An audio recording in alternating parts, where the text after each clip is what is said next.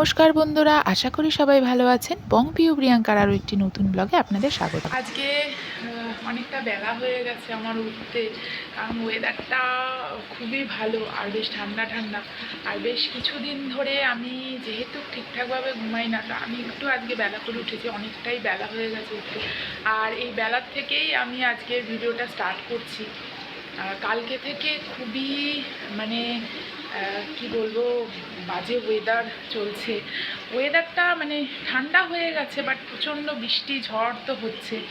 আপনাদের ওখানে কার কার এরকম হচ্ছে কমেন্ট করে অবশ্যই জানাবেন। আমাদের এখানে প্রচণ্ডই ঝড় বৃষ্টি হচ্ছে, ক্রমাগত এক নাগাড়ে থামছে না।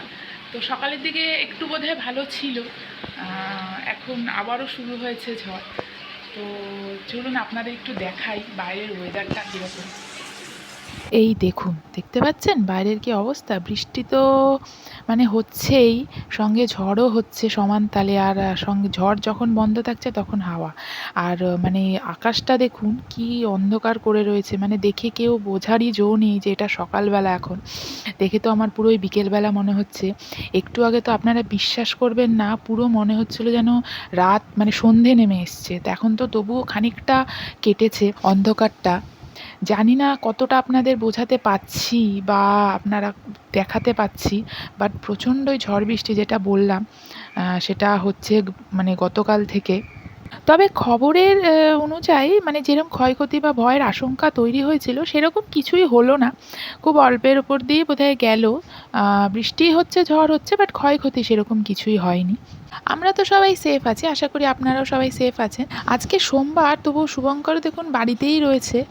কারণ অন্য সময় হলে ও আজকে অফিসেই থাকতো, কিন্তু যেহেতু কালকে থেকে খুব বৃষ্টি হচ্ছে তাই আজকে অফিস থেকে ছুটি ডিক্লেয়ার করেছে।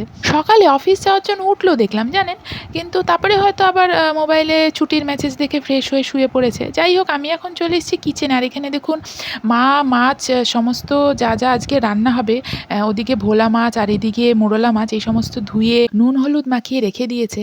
যেহেতু আজকে আমার অনেকটাই লেট হয়ে গেছে তাই মা কাজটা অনেকটাই এগিয়ে রেখেছে। দেখুন এখানে মায়ের ভাজাও সব করা হয়ে গেছে। আর তাই আমিও লেট না করে ঝটপট এসে দেখুন এখানে আমি যে ব্রাউন রাইসটা খাই সেটা অলরেডি বসিয়ে দিয়েছি, হচ্ছে সেটা। আর ওদিকে দেখলেন মাছের ঝোলের জন্য মাছ ভাজাও বসিয়ে দিয়েছি।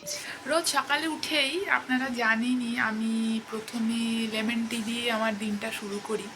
তো আজকে সকালে উঠেছি, বললামই বেলা করে উঠেছি, তো লেমন টিটা খেয়েছি, ওটা করে খাওয়া হয়ে গেছে। কিন্তু এক্সারসাইজটা আজকে আর কেন জানি না ইচ্ছা করলো না। আমি সাধারণত খুব মানে সমস্যা না হলে বা কোথাও সকালে উঠে যদি খুব আর্লি মর্নিংয়ে বেরোতে না হয়, আদারওয়াইজ আমি আমার এক্সারসাইজ স্কিপ করি না। বাট আজকে খুব একটা ইচ্ছা করলো না, কেন জানি না, ভালো লাগছে না আজকে। ওয়েদারটা একটা যেন একটু বসে থাকার এরকম লাগছে। তো এক্সারসাইজ স্কিপ করেছি, কিন্তু ঘরের কাজ তো আছে, সেগুলো করতে হবে। তো চলুন তাহলে সেগুলো করে নেওয়া যাক, আর আপনাদেরও দেখাবো কি কি আছে কাজ করব। তো চলুন তাহলে কাজ করতে করতে গল্প করব এবং তারপরে দেখা হবে আপনাদের সাথে। এখন আমি বসিয়ে দিয়েছি মোরলা মাছ ভাজা, দেখতেই পাচ্ছেন। যেহেতু দু রকমের মাছ হবে আর বেগুনটাও আমার মোরলা মাছের ভাজা হয়ে গেছে, তাই মোরলা মাছটা আগে ভেজে নিই, তারপরে হয় মোরলা মাছের ঝোলটা আগে করব, না হলে ভোলা মাছটা ভেজে নেব। এ কয়দিন যা গরম পড়েছিল তাতে বেশি রিচ একদমই খাওয়া যাচ্ছিল না, কিন্তু কালকে থেকে যেহেতু ওয়েদারটা একটু ভালো তাই আমি আর আজকে একদম হালকা পাতলা ঝোলে গেলাম না, একটু রিচ করেই সব রান্না করব। তবে পিহুর তো ছোট, ও মোরলা মাছ খেতে পারে না, তাই আর ওর বাবাও ছোটো মাছ একদমই খেতে ভালোবাসে না, তাই ওর জন্য আর ওর বাবার জন্য ভোলা মাছ, আর আমার মায়ের জন্য এই মোরলা মাছটা। পিহু যেহেতু খাবে না তাই একটু স্পাইসি করে করারই ইচ্ছা আছে মোরলা মাছটা। মাছ ভাজা বসিয়ে আমি এখন চলে এসেছি পিহুর হোমওয়ার্ক করাতে, কারণ পিহুর স্কুলের অনেকটাই হোমওয়ার্ক বাকি আছে, তাই কাজের ফাঁকে ওকে বেকার সকালটা বসিয়ে এনে রেখে হোমওয়ার্কগুলো আমি করিয়ে দিই। এদিকে দেখুন মোরলা মাছটা আমার অলরেডি ভাজা হয়ে গেছে, এবার এটা ঝোল বসাবো, কিন্তু তার আগে ভাবছি ভোলা মাছটা ভেজে নেব। বলতে বলতেই দেখুন ভোলা মাছ ভাজা আমি এখানে বসিয়ে দিয়েছি। আর এটা হতে হতে আমি ব্রেকফাস্টটা সেরে ফেলি, কারণ আজকে অনেক বেলা হয়েছে উঠতে, তাই ব্রেকফাস্ট আমার এখনও হয়নি। ব্রেকফাস্ট করে সবেই আমি বসলাম। তো বেশ কিছুদিন ধরেই আমার একটু রুটিনটা ইরেগুলার হয়ে যাচ্ছিল। আমি হেভি খেয়ে নিচ্ছিলাম। ন্যাচারালি আমি ব্রেকফাস্টে এত হেভি খাই না, আপনাদের আগেই আমি বলেছি, কিন্তু হয়ে যাচ্ছিল হেভি খাওয়া। তাই আজকে থেকে একটু স্ট্রিক্টলি আবার রুটিনটা, আমার যে ডায়েট রুটিনটা আমি শুরু করে দিয়েছি। আর তাই আপনারা জানেন আমি সকালে একটা স্মুদি খাই, সেই স্মুদিটাই আজকে সকালে ব্রেকফাস্টে খেলাম। যেহেতু লেট হয়ে গেছে, নর্মালি এতটা লেট হয় না বলে আমি একটু তাড়াতাড়ি কাজের ফাঁকে স্মুদিটা খেয়ে নিলাম। আর পিহুর বাবা দেখুন এখন এখানে বসে গেছে ব্লগ এডিট করতে। ওর বাবাকে সাধারণত আমি এসব কাজ দিই না, কিন্তু আজকে যেহেতু ওর বাবার ছুটি আর বসেই ছিল, তাই বললাম একটু যদি আমাকে হেল্প করে দেয় এডিট করে, কারণ আমি একদমই সময় পাচ্ছি না। হোমওয়ার্ক পিহুর হয়ে গেছে, আর এখন বাড়িতে আমি ওকে আলাদা করে যেগুলো পড়াই লেখাই সেগুলো নিয়ে বসেছে। আর দেখতেই পাচ্ছেন ও বাংলা লেখা নিয়ে বসেছে, মানে ও ইংলিশটা যতটাই ভালোবাসে বাংলাটাও ততটাই ও ভয়ে একটা ভীতি আছে, কারণ সেইভাবে বাংলাটা ওর আমি শুরু করতে এখনও পারিনি, আর ওর স্কুলেও এখনও বাংলাটা শুরু হয়নি। সেই জন্য ওর একটা ভীতি আছে, আর সেই জন্য ও দেখুন কীরকম মানে চালাকি করে লেখার ক্ষেত্রে। লিখতে মানে চাইলে কিন্তু দেখুন ভালোই লেখে, দেখুন খুব একটা খারাপ লিখছে না, কিন্তু যেহেতু আমি চলে গেছি রান্নার কাজেও, সেই ফাঁকে ও একটু ওর মতো করা শুরু করে দিয়েছে। মাছ ভাজা আমার সব হয়েই গেছে, আর এখন যেহেতু পিহুরা ভোলা মাছ খাবে আর সেটা একটু লাইট করব, তাই আগে ভোলা মাছটাই করে নিচ্ছি। কিন্তু দেখুন খুব একটা হালকা করে করা হলো না, কারণ ভোলা মাছ তো খুব একটা হালকা ভালো লাগবে না, তাই যতটা সম্ভব হালকা করার চেষ্টা করেছি, কিন্তু তবুও দেখুন ভালোই তেল পুড়ে গেছে। পিহুর রান্নায় সাধারণত আমি এত তেল মশলা দিই না। আর ঠিক আছে, দেখি ভাবছি পিহুর জন্য একটু ডাল সিদ্ধই বসিয়ে দেবো।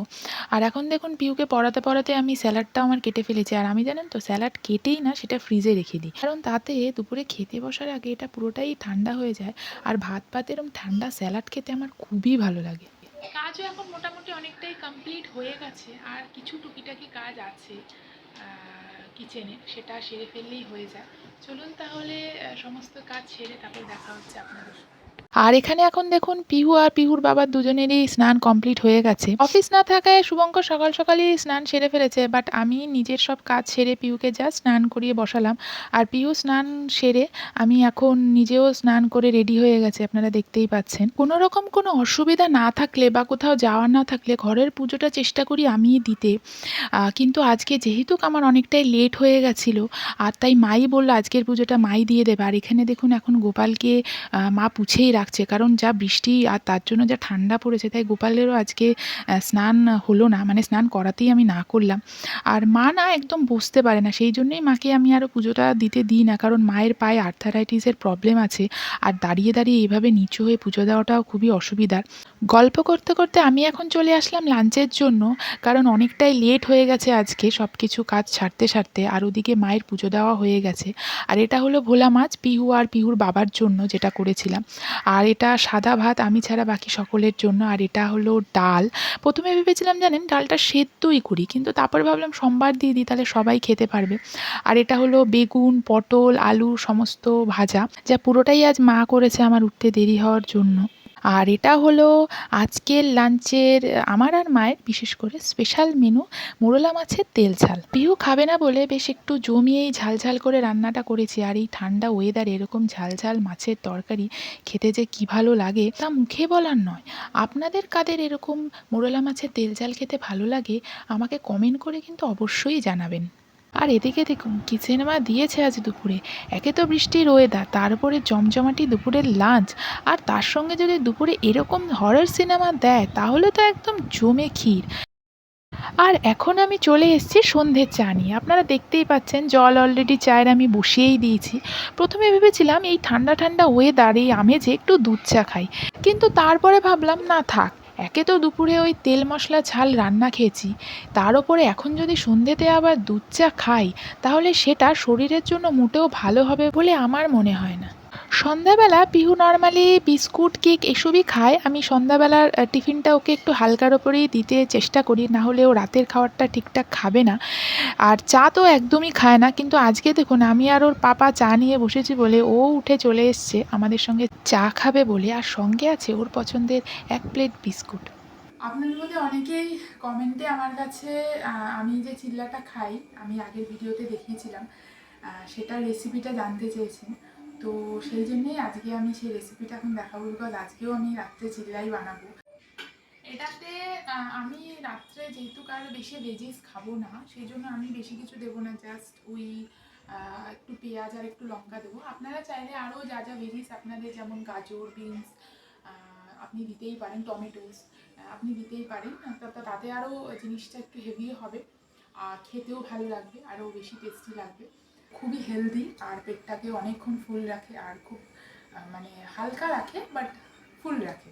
তা চলুন দেখিয়ে দিই। এখন চলে এসেছি চিল্লা বানানোর ইনগ্রিডিয়েন্টস নিয়ে। আর এখন আমি যেটা নিচ্ছি এটা হলো বেসন। বেসনে যেহেতু ক্যালোরিজ একটু কম থাকে, তাই যারা একটু হেলদি ডায়েট বা হেলদি খাওয়ার পছন্দ করেন তারা অনায়াসে এটা ব্যবহার করতে পারেন বেশি কোয়ান্টিটিতে। এই রেসিপিটাতে মাপঝোপের সেরকম কোনো দরকার নেই, শুধু একটা জিনিস মাথায় রাখবেন, বেসন আর সুজি মেন ইনগ্রিডিয়েন্টস এই রেসিপির যেহেতু, তাই এই দুটো 2:1, মানে 2 চামচ যদি আপনি বেসন নেন তাহলে 1 চামচ সুজি, এরমভাবেই নিতে হবে। তারপরে ডিপেন্ড করছে আপনি কতগুলো চিল্লা বানাতে চান বা কীরকম বানাতে চান। আমি যেরকম পাতলা খাওয়া পছন্দ করি, মানে আমি চিল্লার যে ব্যাটারটা সেটা একটু পাতলা গুলি, যেতে পাতলা হয় চিল্লাগুলো। আপনি যদি মনে করেন একটু মোটা চিল্লা বানাবেন তাহলে জন্য বেসনটা একটু বেশি নিতে হবে, বা যদি কোয়ান্টিটি বেশি চিল্লা বানান তাহলেও আপনার পরিমাণে সব কিছু বেশি নিতে হবে, সেটা আশা করি আপনারা জানেন। সুজি ও বেসন দেওয়ার পর আমি অ্যাড করলাম 1 চামচ নুন। আমি যেহেতু পিঙ্ক সল্ট খাই আমি তাই সেটাই দিলাম, আপনারা চাইলে যে কোনো নুনই দিতে পারেন। আর দিয়েছি অল্প জল দিয়ে ব্যাটারটাকে 10 মিনিটের জন্য ভিজতে ছেড়ে দিয়েছি, কারণ সুজি আছে, না ভিজলে খুবই বাজে লাগবে খেতে। আর ওদিকে ব্যাটারটা ভিজছে আর এদিকে দেখুন আমি পেঁয়াজ আর লঙ্কা কেটে নিচ্ছি। আর এটুকুই আজকের আমি ব্যাটারে অ্যাড করব, কারণ আমি প্রথমেই বলেছি রাতের দিকে আমি বেশি ভেজিস খাই না। 10 মিনিট ভিজিয়ে রাখার পর দেখুন আমি ব্যাটারটা নিয়ে চলে এসেছি। এখন আরও একটু জল দিয়ে দিয়েছি আর সঙ্গে ভেজিসগুলোও মিশিয়ে দিয়েছি ব্যাটারের মধ্যে। দেখতেই পাচ্ছেন থিকনেসটা খুবই পাতলা রেখেছি, আমি এরকমই রাখি। আর কিন্তু আপনারা যদি মনে করেন যে ব্যাটারটা আরও ঘন করবেন এবং চিল্লাগুলোকে একটু মোটা করে করবেন, তাহলে 2:1 যেরকম আমি বেসন আর সুজি বললাম ওরকম একটু আরও বেশি কোয়ান্টিটি দিয়ে করতেই পারেন। সঙ্গে সাদা তেল নিয়েছি, কারণ সাদা তেলেই চিল্লাটা করব। আর আমি কড়াতে অয়েল ব্রাশও করে দিয়েছি, আপনারা চাইলে একটু বেশি তেলেও ভাজতে পারেন। তো দেখুন কড়াটা গরম হয়ে গেছে, আমি এখন চিল্লাটা দিয়ে দিচ্ছি। চাইলে ব্যাটারে ওটসও মেশাতে পারেন। আমি যেহেতু অনেকটা ব্যাটার দিয়ে একটা বড় চিল্লা করেছিলাম, তাই পুরোটা উল্টানো পসিবল হচ্ছিল না, তাই একটু আমি ভেঙে নিয়েছি। আর এখানে দেখুন একটু ভাজা ভাজা হয়েছে, কারণ পাতলা হলে এটাই একটা না হয় যে ক্রিস্পি হয়। চিল্লার সঙ্গে সঙ্গে 2টো ডিমের অমলেটও এখানে আমি করে নিচ্ছি, কারণ যা স্পাইসি ভোলা মাছটা আজকে সকালে হয়েছে আপনারা দেখলেনই, সেটা এত রাত্রে পিহুকে না দেওয়ার আর ইচ্ছা নেই। আর চিল্লার সাথে যেহেতু ভোলা মাছ ভালো লাগে না, তাই আমিও আর খাচ্ছি না। আপনারা জানেনই যে আমি একটু তাড়াতাড়ি ডিনারটা কমপ্লিট করি, তাই আগে আমি ডিনারটা করে নিচ্ছি, এরপর পিহুকে খেতে বসাবো। চলুন তবে ডিনারটা আমি কমপ্লিট করে নিই। আর আজকের ব্লগটা এখানেই শেষ করছি। ব্লগটা কেমন লাগলো কমেন্ট করে কিন্তু অবশ্যই জানাবেন। যদি ভালো লাগে একটা লাইক করে দেবেন, আর আমার চ্যানেলে নতুন হলে চ্যানেলটা সাবস্ক্রাইব করে শেয়ার করে দেবেন। আর ফেসবুক থেকে দেখলে চ্যানেলটা অবশ্যই ফলো করে দেবেন। দেখা হবে তাহলে আরও একটি নতুন ভিডিওতে। ততদিন সবাই ভালো থাকবেন। টাটা।